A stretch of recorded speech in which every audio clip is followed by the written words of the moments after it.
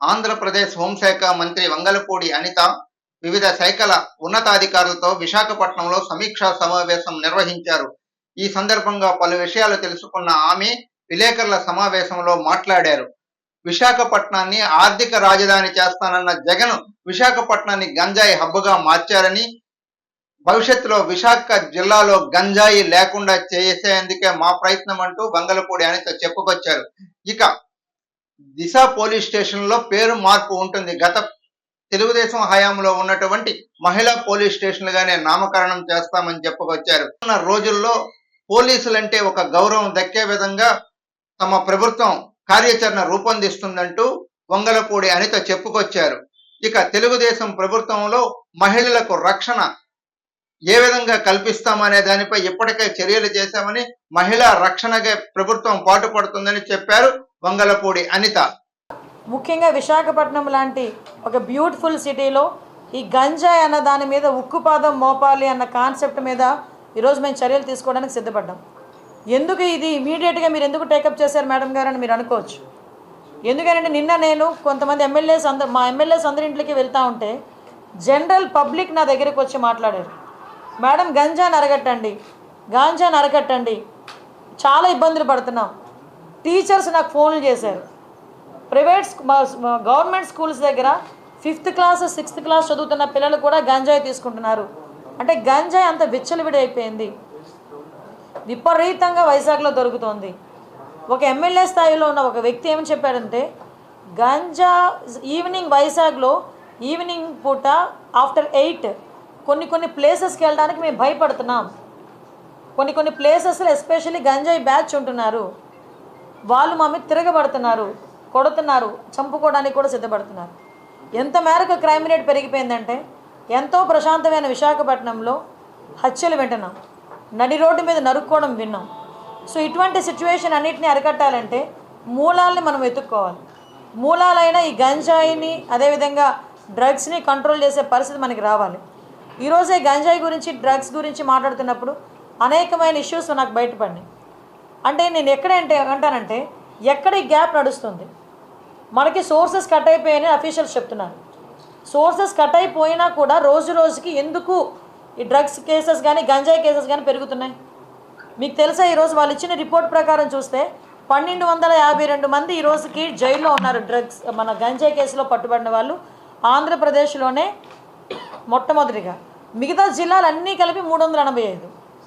అంటే వైజాగ్లో గంజాయి సరఫరా ఎంత దారుణంగా జరుగుతుందో మీరు అందరూ అబ్జర్వ్ చేసుకోవచ్చు. ఇది నేను డిపార్ట్మెంట్ వాళ్ళు ఇచ్చిన నోట్. ఇది నాకు నిజంగా ఆశ్చర్యం అనిపించింది. నోట్ చూస్తే 1230 మంది ఆల్రెడీ జైల్లో ఉన్నారు. మొత్తం ఏంటి, మన ఒక్క విశాఖపట్నం జిల్లా, మిగతా జిల్లాలు అన్నీ కలుపుకొని 385 మంది. ఇది రిపోర్ట్ పోలీస్ డిపార్ట్మెంట్ వాళ్ళు ఇచ్చింది. అంటే ఎంత మేరకు మనకి ఇక్కడ గంజాయి అన్నది సరఫరా అవుతుందో తెలుసు. మనం ఎంత దారుణమైన సిచ్యువేషన్ అంటే, అరే గంజాయి ఈరోజు వరకు నిర్మూలన చేయడానికి 5 సంవత్సరాల కాలంలో కనీసం ఒక రివ్యూ కూడా పెట్టలేదంటేనే విచ్చలవిడితనం ఎక్కడ పెరిగిందో మనకు అర్థమవుతుంది. ఆఖరికి వైఎస్ఆర్సీపీ నాయకులు కూడా గంజాయిలు అమ్ముకోవడంలోని గంజాయి వ్యాపారంలోని ఇన్వాల్వ్ అయిపోయారు. కాబట్టి వాళ్ళు అసలు దీని మీద కనీసం దృష్టి పెట్టలే. ఏమంటే చింతపల్లి నుంచి జీమాడుగల్ నుంచి అటువైపు నుంచి అదేవిధంగా మనకి ఒడిశా నుంచి ఇలాంటి మల్టిపుల్ ప్లేసెస్ నుంచి మనకి గంజాయి సరఫరా అవుతుంది. మనకి ఎన్ని చెక్ పోస్టులు ఉన్నాయండి అని డిపార్ట్మెంట్ వాళ్ళని అడిగితే 3 చెక్ పోస్టులు ఉన్నాయని చెప్పి 3 చెక్ పోస్టులు ఉన్నాయి. ఎందుకు రాదండి లోపలికి? మనకి వైజాగ్కి ట్రాన్స్పోర్టేషన్ ఎక్కువ, ఇటు ట్రైన్స్ కానీ ఇటు ఫ్లైట్స్ కానీ రోడ్ ఫెసిలిటీస్ ద్వారా వ్యాన్లు మిగతా అన్నీ, దాంట్లో ఈవెన్ 2 వీలర్, ఆఖరికి అమెజాన్లో కూడా పెట్టుకొని అమ్మేసుకుంటున్నాడండి డ్రగ్స్ని. కర్రీ లీవ్స్ అని పేరు చెప్పుకొని అమ్మేసే పరిస్థితి కనిపిస్తూ ఉంది. నిజంగా ఇది మనం చాలా సీరియస్గా తీసుకోవాల్సిన ఇష్యూ. అంటే అంత క్రిటికల్ సిచ్యువేషన్లో ఈరోజు వైజాగ్ పరిస్థితి ఉంది. నేను ఎందుకు దీని మీద ఇంకా ఛార్జ్ తీసుకోకుండానే నేను రివ్యూ పెట్టానంటేనే ఒకసారి దీని సీరియస్నెస్ ఏంటన్నది ఆలోచించండి. నేను ఇంకోటి కూడా చెప్పాను, టాస్క్ ఫోర్స్ ఏర్పాటు చేయండి. ఈ రోజు నుంచే టుడే ఆన్వర్డ్స్ ఆఫ్టర్ 8:39 గుంపులుగా పిల్లలు ఎవరైనా ఉన్నా, గంజాయిలు తీసుకుంటున్నట్టుగా రోడ్డు పక్కన ఉన్న చీకట్లో ఉన్నా మీకు నచ్చిన పని చేయండి అని పోలీసుల వాళ్ళకి నేను క్లియర్ ఇన్స్ట్రక్షన్ ఇచ్చాను. అట్ ద సేమ్ టైం ఈరోజు కొంచెం మరీ ఇంకోటి విషయం ఏంటంటే స్మెల్ డిటెక్ట్ చేయాలి, వీళ్ళు డిటెక్ట్ చేయాలి ఈ గాంజా ఎక్కడుంది ట్రాన్స్పోర్టేషన్ టైంలో. స్మెల్ డిటెక్ట్ చేయడానికి రెండు ఉన్నాయి డాగ్స్ కూడా, రెండు. అసలు నిజంగా ఈ రాష్ట్రాన్ని ఏమి చేసేద్దాం అనుకున్నారు ఈ 5 సంవత్సరాలు, నాకు అర్థం కాల. 2 డాగ్సా? కనీసం వాళ్ళకి ఇంకొకటి ఏంటంటే పోలీసులు చెప్తా ఉంటే బాధ అనిపించింది, సీజ్ చేసిన వెహికల్స్ని వేర్ హౌస్ అనేది కూడా లేదు ఈరోజు వరకు. అవన్నీ మాట్లాడితే ఒక పెద్ద ఆయన అన్నారు నాతో ఇందాక, మనకి కనీసం పోలీస్ అకాడమీ లేదండి. ఎంత దయనీయమైన పరిస్థితిలో పోలీస్ డిపార్ట్మెంట్ ఉంది, హోమ్ డిపార్ట్మెంట్ ఉంది అంటే పూర్తిగా 5 సంవత్సరాలు పొడుగు పెట్టేశారు. మీకు పోలీస్ అకాడమీ కట్టడానికి సెంట్రల్ గవర్నమెంట్ ఫండ్ 500 కోట్లు కర్నూలు దగ్గర మనకి అక్కడ అలాట్ అయింది. ఆ డబ్బులు ఏమండి అంటే ఏమో. గ్రేహౌండ్స్ అకాడమీకి మన దగ్గరే జగన్నాథపురంలో 1000 కోట్లు అలాట్ అయింది. వర్కులు జరుగుతున్నాయా అంటే తెలియదు. ఈరోజు వరకు అది ఎక్కడుందో కనిపించలేదు ఈ 5 సంవత్సరాల్లో. అంటే ఎలాగ పోలీసులు వర్క్ చేస్తారు? పోలీసులకు ఇవ్వాల్సిన మినిమం ఫెసిలిటీస్ కూడా ఇవ్వకుండా పోలీస్ డిపార్ట్మెంట్ మీద మనం ఎంత ప్రెషర్ పెట్టినా పరిస్థితి ఏంటి? ఈరోజు ఇలాంటి ఇష్యూస్ని చాలా మేము డిస్కస్ చేస్తున్నాం. డెఫినెట్గా గాంజాయి విషయంలో ఉక్కుపాదం మోపడం అన్నది ఖాయం. గంజాయి విషయంలో బతికేద్దాం, గంజాయితోనే వ్యాపారం చేసేద్దాం అనుకున్న ఎవరైనా ఈ రోజుతో క్లోజ్ చేసుకోండి. దీని మీద పర్యవేక్షణాలు చాలా సీరియస్గా ఉంటాయి.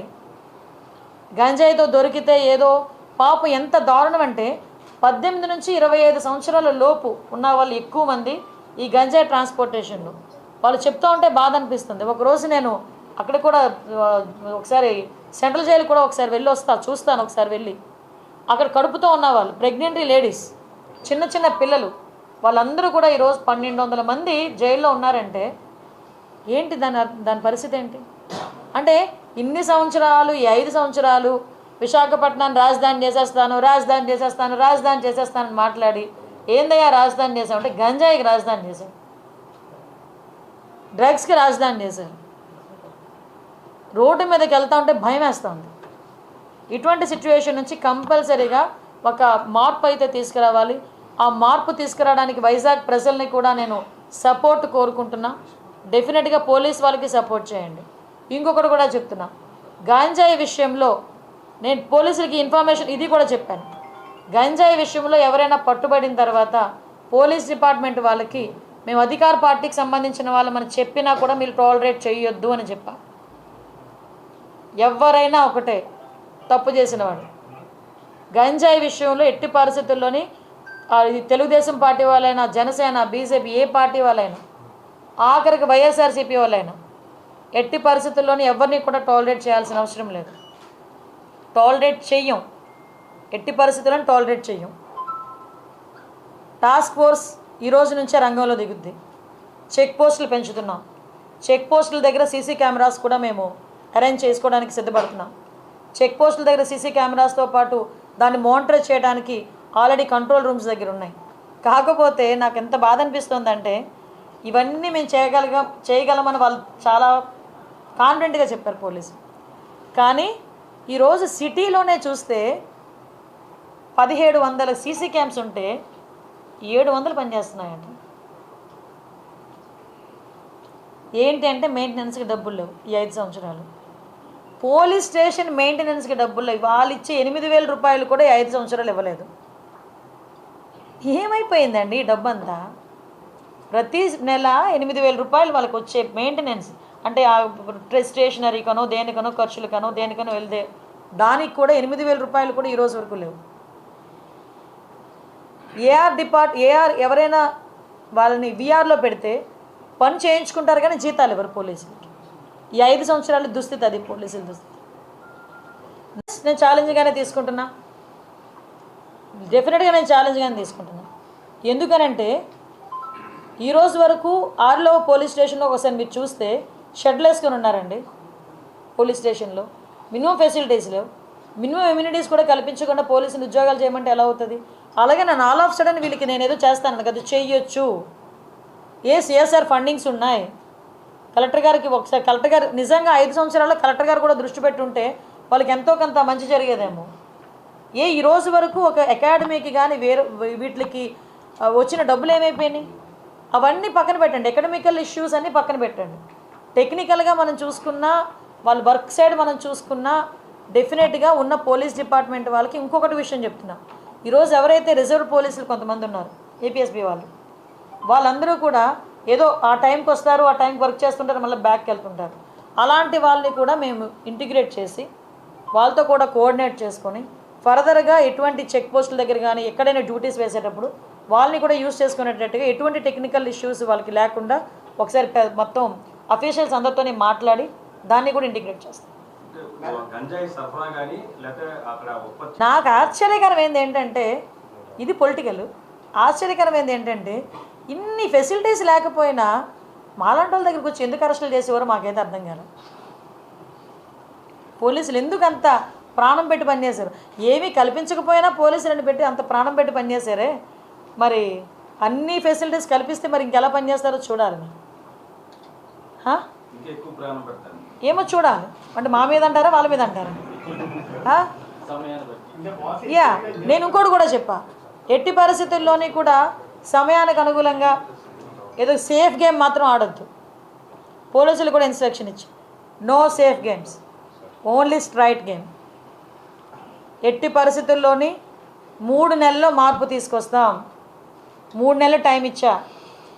3 నెలల్లో ఎట్టి పరిస్థితుల్లోని వైజాగ్లో గంజాయి అన్నది ట్రాన్స్పోర్టేషన్ కానీ గంజాయి విచ్చలవిడితనం కానీ మేము తగ్గిస్తాం.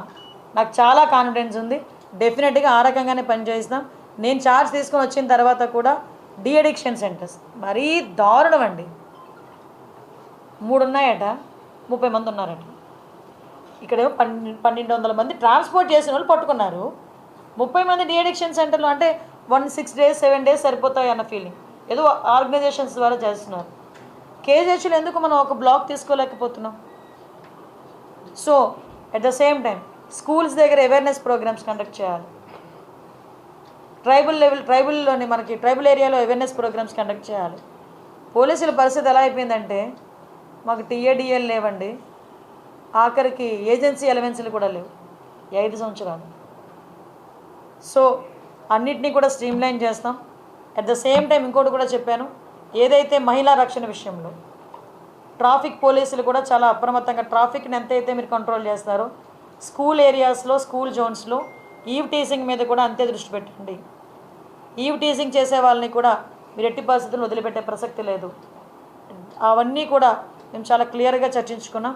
నాకైతే పూర్తి నమ్మకం ఉంది, ఎలాగైనా ఎట్టి పరిస్థితుల్లోనైనా ఈ గంజాయిని స్టెప్ బై స్టెప్ మేము ఎట్టి పరిస్థితులు అరికడతాం. క్రైమ్ రేటు కూడా ఎట్టి పరిస్థితి తగ్గుతుందని నమ్మకం అయితే నాకుంది. దానికి అనుగుణంగానే అఫీషియల్స్తో కానీ అదేవిధంగా చంద్రబాబు నాయుడు గారితో కానీ డిస్కస్ చేసి వాళ్ళకి కావాల్సిన ఫెసిలిటీస్ కూడా కల్పించడానికి నేను చర్యలు తీసుకుంటాను.